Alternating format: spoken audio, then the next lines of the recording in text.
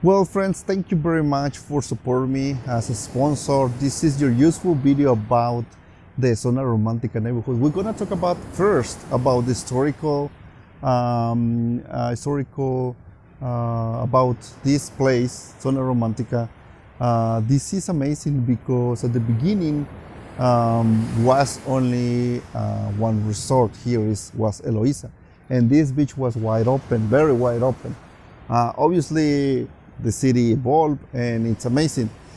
But a lot of locals, because I did my research with the local people talking about Zona Romantica, how was it in the past, and some locals are not very happy with this change, with the evolution of this neighborhood, because they say it lost his charm, it lost or its beauty about the beach, about the people here. There is a lot of condos, buildings. There is no resort here, it's more about condos. And that's why they are like kind of disagree, or they don't like it too much.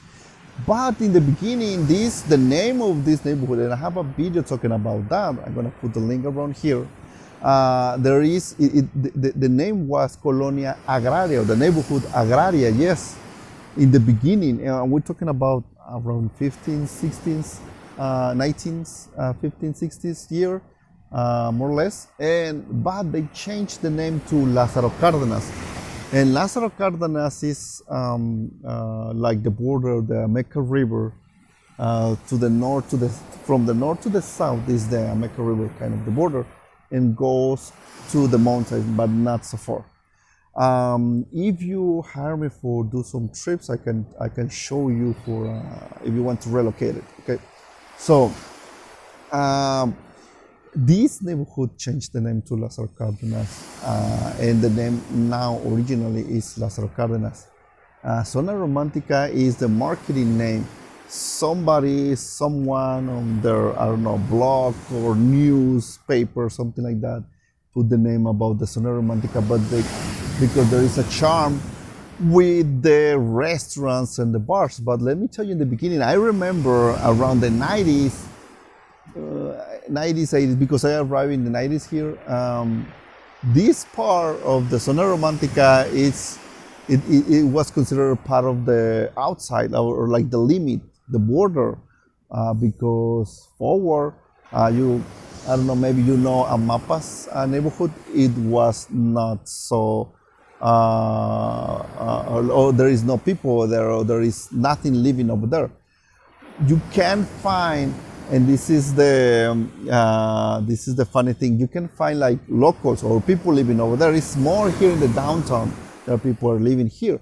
That's why there is, or we don't consider it that it's a gentrified area, because nobody at the beginning lives around here. It's more the mountains, rock, and it's difficult to live over there. Right now, it's a lot of condos. Well, whatever. In that area, and I will show you pictures or video about what I'm talking about. It was a lot of like these prostitution places, like table dance clubs, something like that. And was several places. But this area, it was a little bit more in the mountain, not so far. But those places disappear, obviously, because a lot of people see in this area a lot of charm, a lot of potential in the 90s. So it disappeared. Don't last a lot of time, those places. But around here, there was another place, I think was the Iguana restaurant bar, more where is now the LGBT places or club, or the gay community, because now they established the gay community here, the LGBT community here, which is nice. And I will say that this is not official, but I will say that a lot of locals are happy they are here, like, because historically it was like the border, like was like away from the downtown or from the town here in Puerto Vallarta. So it's more far away, that area. So locals, or in that time, or people who is living here in Puerto Vallarta, Mexicans, we are more traditional families. And the thing about the gay community is like something that is not, they don't, in that time they don't have a space in this community. But people change, the time changed, so it's evolution right now. So the LGBT or gay community established more here. So if you're gonna rent in something around here, it's gonna be more presence of the gay community here. Okay. So now we're gonna talk about the prices and the renting here about this area, which is so pricey right now here in the Zona Romantica or in the Lázaro Cárdenas neighborhood. So much that it's kind of scary, the prices. I mean, it's goes from, I don't know, monthly. We're talking about monthly, 4,000 US dollars to 10,000 US dollars, more in the mountain, or a nice penthouse here in this area. Yes, now it's so touristy. This is the second or the number one top places to very touristy here in Puerto Vallarta. That's why it's so touristy, and the demand for rooms here, it's amazing. It's crazy. Everybody wants to stay here, but not everyone can afford these prices. Why this is so pricey right now here in Puerto Vallarta?